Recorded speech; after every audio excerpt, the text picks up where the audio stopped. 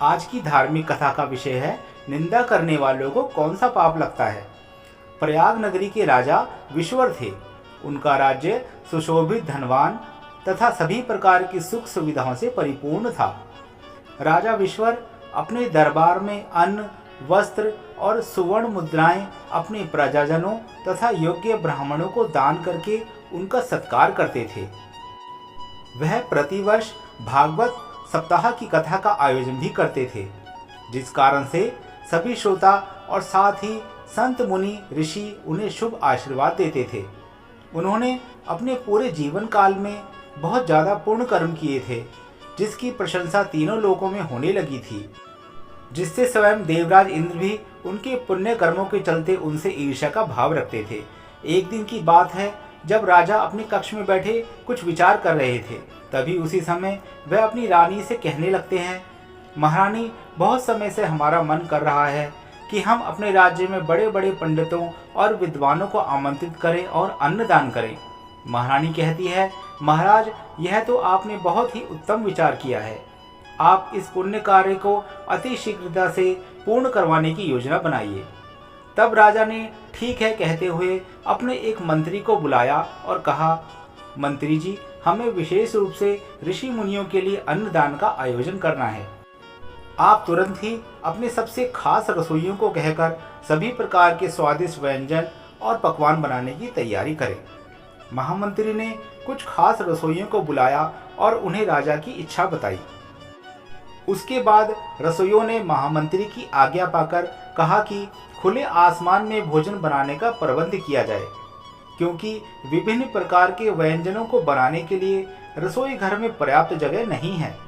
इसलिए यहाँ खुले आसमान के नीचे ही भोजन बनाना उचित रहेगा। तब रसोइयों की बात को मानकर महामंत्री ने कहा, ठीक है, आपको जैसा उचित लगे वैसा ही कीजिए, किंतु ध्यान रखें, भोजन अत्यंत स्वादिष्ट होना चाहिए। महाराज ने विशेष ऋषि मुनियों को आमंत्रित किया है, किसी भी प्रकार की कोई कमी नहीं होनी चाहिए। रसोइये बोले, ठीक है महामंत्री जी। फिर महामंत्री ने राजा से कहा, महाराज, दरबार में सभी विशेष अतिथियों के लिए भोजन का प्रबंध हो चुका है। राजा स्वयं ही जाकर रसोई की व्यवस्था देखने गया। भोजन की विशेष सुगंध महसूस करने से राजा अत्यंत प्रसन्न हो गया और कहने लगा, महान पंडित और ऋषिगण भोजन के लिए आ रहे हैं। महामंत्री जी, भोजन तथा उनकी सेवा में किसी भी प्रकार की कोई कमी नहीं होनी चाहिए, अतः उनके स्वागत के लिए पूरे राज्य को सुशोभित कर दिया जाए। वहीं दूसरी ओर जब रसोई में खीर पकाई जा रही थी, उसी समय आसमान में एक चील विषैले सांप को अपने पैरों के पंजे में दबाकर लेकर कहीं जा रही थी, किंतु जब वह चील उस रसोई के ऊपर से गुजर रही थी, तब संयोगवश उस विषैले सांप के मुख से जहर की कुछ बूंदें खीर पर गिर गईं, जिसका किसी भी व्यक्ति को आभास नहीं था। वही विषैली खीर कुछ ही समय के बाद पककर तैयार हो गई।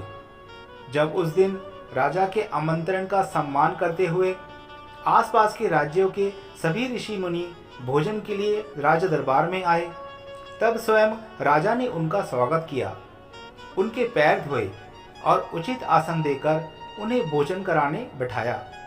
राजा ने अपने हाथों से ऋषियों को भोजन परोसा। सभी लोग आनंद विभोर होकर भोजन का स्वाद ले रहे थे, किंतु कुछ ही समय के पश्चात सभी पंडितों को अचानक से चक्कर आने लगे और वे सभी अपनी जगह पर ही भोजन करते समय ही ढेर हो गए और देखते ही देखते मृत्यु को प्राप्त हो गए। महाराज के सामने ही सभी लोगों ने अपने प्राणों को त्याग दिया। इस शुभ अवसर पर ऐसा विघ्न देखकर राजा को गहरा सदमा लगा। उसने तुरंत ही अपने सेवकों से कहकर वह सारा भोजन फिकवाया। अपने महल में हुई ब्राह्मणों की अकाल मृत्यु को देखकर राजा सोचने लगा कि अब मुझे घोर ब्रह्म हत्या का पाप लगेगा, जिससे जन्म जन्मांतर तक मुझे मुक्ति नहीं मिल सकती। ऐसा सोचते हुए राजा अपने राज को त्याग करके एक वन में तपस्या करने हेतु चला गया। उन सभी ऋषि मुनियों की आत्मा जब धर्मराज के दरबार में जा पहुंची, तो उन सभी को धर्मराज ने अपने अपने कर्मों के अनुसार अलग अलग लोकों में भेज दिया और कुछ ने अलग अलग योनियों में जन्म लिया।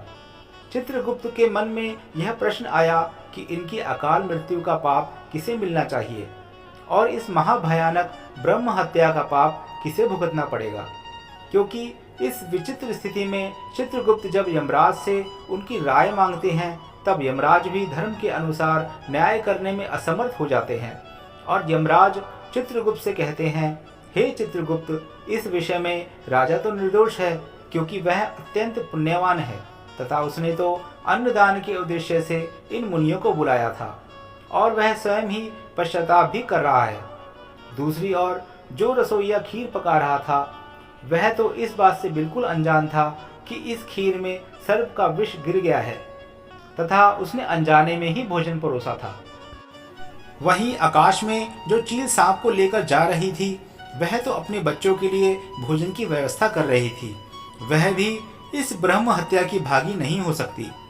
वह सर्प जिसे चील उड़ाकर ले जा रही थी वह सर्प तो स्वयं प्राणों की रक्षा हेतु छटपटा रहा था और आत्मरक्षा हेतु उसने विष को उगला था जो कि इन ऋषियों को परोसी गई खीर में जा गिरा था।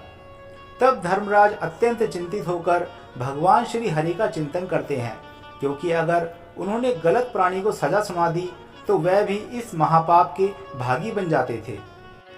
धर्मराज तो बहुत बड़े संकट में फंसे हुए थे, क्योंकि उनको समझ नहीं आ रहा था कि किसको सजा दी जाए। उसी समय स्वयं भगवान श्री हरि यमपुरी में प्रकट होते हैं और यमराज से कहते हैं, हे धर्मराज, आप व्यर्थ की चिंता ना करें, समय आने पर आप स्वयं ही इस महापाप के भागी को सजा सुना सकते हैं, बस आप योग्य अवसर की प्रतीक्षा करें। तब धर्मराज श्री हरि की बात का समर्थन करते हुए कुछ समय के लिए इस बात को भूलकर अपने कार्यों में मगन हो जाते हैं। इसी तरह कुछ वर्षों का समय बीत गया। जब यह बात पूरी प्रजा भूल चुकी थी कि महाराज के दरबार में अत्यंत दुखद घटना के कारण कई मुनि अपने प्राणों को त्याग चुके हैं, एक दिन कुछ साधु प्रयाग नगरी में अपने कुछ शिष्यों के साथ पधारे और वे घर जा जाकर भिक्षा मांग रहे थे। जब उन्होंने एक स्त्री से पूछा, हे देवी, यह नगर बहुत सुंदर है, क्या आप हमें इस राज्य के राजा के दरबार का रास्ता बता सकती हैं? तब उस स्त्री ने आश्चर्य के साथ उनकी ओर देखकर कहा, अरे मुनि जी, आप क्यों स्वयं की मृत्यु को बुला रहे हैं? तब मुनि ने अचंभित होकर स्त्री की बात सुनकर पूछा, हे देवी, आप यह कैसी बात कर रही हैं? मैं राज दरबार जाना चाहता हूँ। तब फिर से आक्रोश के साथ वह स्त्री कहती है, हाँ जी, मैं भी उसी राज दरबार की बात कर रही हूँ जहाँ आप जैसे बहुत से मुनियों ने राजा के घर का भोजन करके अपने प्राणों को त्याग दिया था। अगर आप फिर भी मृत्यु पाना ही चाहते हैं तो उस दरबार में अवश्य जाएं, जिसका राजा स्वयं ब्रह्म हत्या का महापाप करके वन में जाकर तपस्या का ढोंग कर रहा है। उस स्त्री की बात सुनकर वे सभी लोग उस राज्य से तुरंत ही वापस लौट गए, किंतु वह स्त्री अपने घर तथा नगर में आने वाले अतिथियों और अन्य लोगों को राजा की बुराई करते हुए इस बात को फैला रही थी। मानो जैसे किसी जंगल में सूखी घास के कारण तेजी से आग फैलती हो। कुछ ही दिनों के बाद उस स्त्री की एक सर्प के काटने के कारण मृत्यु हो जाती है और वहीं दूसरी ओर राजा विश्वर, जो कि एक सन्यासी बन चुके थे, उनकी भी वृद्ध होने के कारण वन में ही मृत्यु हो जाती है। उन दोनों की आत्मा को लेकर यमदूत धर्मराज के दरबार में आ जाते हैं। तब चित्रगुप्त उन दोनों के पुण्य तथा पाप का लेखा जोखा देखते हैं और देखने के बाद वे यमराज जी से कहते हैं, हे यमराज, आज वह दिन आ ही गया है जिसका हमें वर्षों से इंतजार था। हे धर्मराज, यह वही राजा हैं जिनके दरबार में ब्राह्मणों की मृत्यु हुई थी। तब धर्मराज कहते हैं, हे चित्रगुप्त, राजा विश्वर को ब्रह्मलोक भेज दिया जाए, क्योंकि उसने यह पाप भूलवश किया था, तथा इस स्त्री को 16 नरकों की सजा दी जाए और इसकी जिह्वा काट दी जाए। यही उस ब्रह्म हत्या की भागीदार है, क्योंकि हे वत्स, राजा ने तो अपने धर्म का पालन किया था।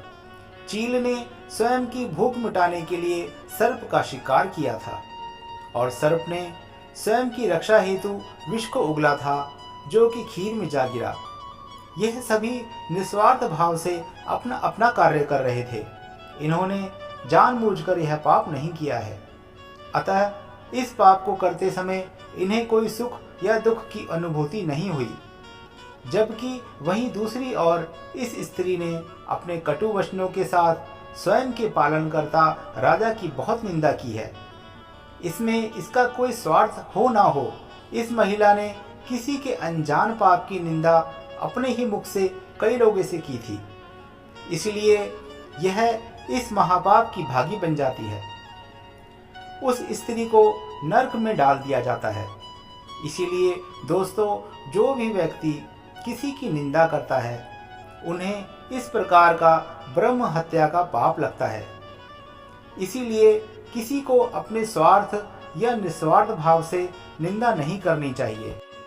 कुछ लोग ईर्ष्या के भाव से दूसरों की निंदा करते हैं या चुगली करते हैं, तो निंदा करने वाला और किसी की निंदा को सुनने वाला दोनों ही पाप के भागीदार होते हैं। बिना वजह किसी का अपमान करना, किसी को अपने शब्दों से प्रताड़ित करना भी पाप ही होता है। इसीलिए किसी की बुराई नहीं करनी चाहिए। फालतू बातें करना भी पाप होता है, यानी जिन बातों का कोई मतलब ना हो। ऐसी बातें बोलने से दूसरे इंसानों के मन और भावनाओं पर गलत प्रभाव पड़ता है तथा किसी मनुष्य का असत्य बोलने से धर्म का पालन नहीं हो सकता। सत्यता ही एक ऐसी चीज है जिससे इस दुनिया में इंसान अपने कामों में सफलता पा सकता है। झूठ बोलने की आदत ना सिर्फ नैतिक तौर पर पतन करती है, बल्कि मानसिक और शारीरिक सेहत के लिए भी नुकसानदायक हो सकती है।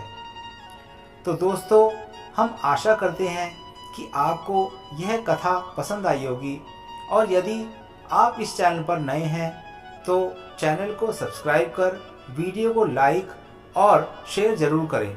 साथ ही कमेंट बॉक्स में जय श्री हरि विष्णु अवश्य लिखें। धन्यवाद।